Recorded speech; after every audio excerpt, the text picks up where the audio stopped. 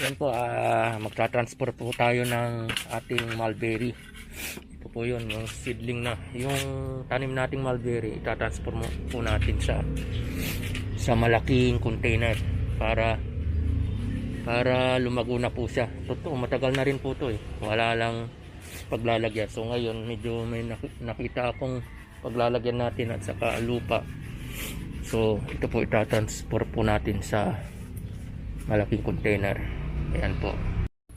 So ayan po, ganyan po gagawin natin po yung mulberry natin. So lagay po natin dyan. So ito, may mga compost na po tayo dyan. Ayan po. Ayan po, may mga compost na tayo para maging mataba yung lupa. Tapos ayan po, durugin natin yung mga shells para in the future magagamit na yan. So ganyan po. So ayan po. Tapos ilagay natin na pag ganun, tanggalin natin yung plastic. So nakatransfer na po siya sa isang container na malaki-laki para lumago na po siya. Okay, salamat. So ayan po, tanggalin po natin yung plastic. Ayan, tingnan nyo po, tanggalin po natin yung plastic. Dahan-dahan lang po. Yun. Yan. Tapos ilagay natin yung mga pupot. Ayan po. Yung mga natin. Ito yan, ganyan. Pwede natin gawin yan para ayan po. Ayan. Yan, pwede ganyan po. So tapos dagdagan natin ng lupa. Ayan po. Kukuha lang ako ng lupa doon. So ganyan po. So ayan po, rice hull po yan. Lagay natin. Ayan. Ayan.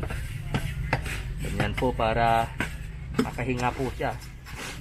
Yung ano natin, mulberry. Ayan po. So ganyan po. So ganyan lang po ang paglipat. Maraming salamat po. Ayan po yung mga talong natin, medyo may mga maganda yung tubo pero may mga namatay din. Tulad nito, namatay din po siya. So papalitan po natin yan. So sa ngayon, lilinisan po natin yung mga damo-damo sa kanyang taniman niya, no? Nabuhay po ito. Ayan, alisin po natin. So ayan, marami pong ito mga damo. So alisin po natin yan. Ayan. Ayan. Ayan. Ayan mga damo po ganyan. Alisin po natin. Para makabawas sa nakukuha niyang sustansya. Mapunta sa talong. Ayan po. Linisin po natin. Yung halaman po natin. Ganyan po. Ayan po. Ayan. So lilinisan po natin yan. Ayan po, salamat po. Yan po, naalis po natin yan, mga ganyan. Ayan po, naalis po natin yan. Yan. Yung namatay na talong, alisin po na po natin. Pang hindi na mabubuhay ito. So ito rin po, alisin na po natin. Para okay, yan po, ganyan po, linisan po natin. Kung mapapansin nyo po, may mga kamatis po, hayaan na lang natin para tumubo ito. Ayan, hayaan natin yung isa para tumubo na. So ito rin ganun din. So napalitan na po ng kamatis. Ayan, ganyan po ang aking paglilinis sa mga talong na tinanim po natin. Ayan po. So hindi po perfect, may mga namatay din po, may malulusog din po. So di bali, ayan po ay parte ng ating experience po bilang farmers. So ganyan po, salamat. Kung mapapansin nyo po, marami pong nakatanim na kamatis. So nanghihinayang po ako dito. Ang gagawin ko po dito, i-try kong i-transplant yung mga iba. Pero alisin ko po dito sa talong para alam nyo na, para masulo ng talong yung sustansya na para sa kanya. Ayan. Ayan po.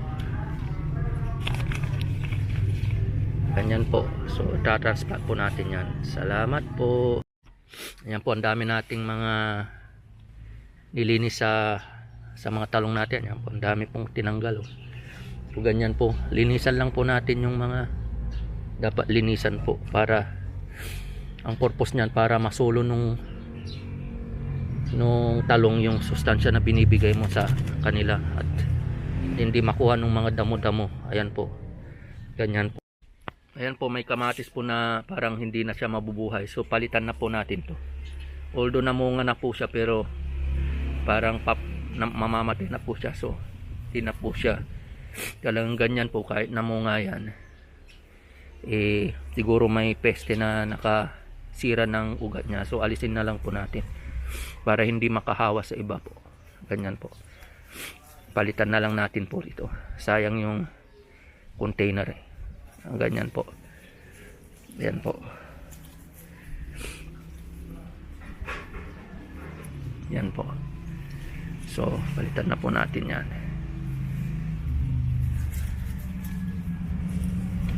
Ayan po. Ayan po yan. Palitan ko na lang po ito. Ito yung bala ko ipalit doon sa ano natin. Binunot kong ano kasi malaki na po ito. So bunutin po natin dito. Ayan. Ayan po. Ayan. Medyo ayan po. Ayan. So ipalit po natin yan doon sa binunot natin. Ayan po. Ayan po. So pinalitan ko na po yung ano. So lagyan natin ng bagong lupa. Ayan po. Pinalitan ko na yung kamatis na namatay. Ayan po. Ayan po. Lagay na natin yung lupa dyan. Ayan. Punuin po natin para medyo, ayan po. Ayan. So yan na po yung kamatis na bago.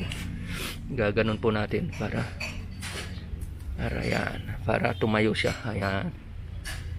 So yan po yung, so ayan po natin yang sana mabuhay ka na kamatis. So ayan po, bago na pong ano, medyo malaki na po siya at saka namumulaklak na rin po. So pwede po yan, based sa aking karanasan, munting karanasan. Ayan po, salamat po. Ayan, diligan po natin as usual. Yun. So ayan po, madilig na po natin. Maraming salamat po.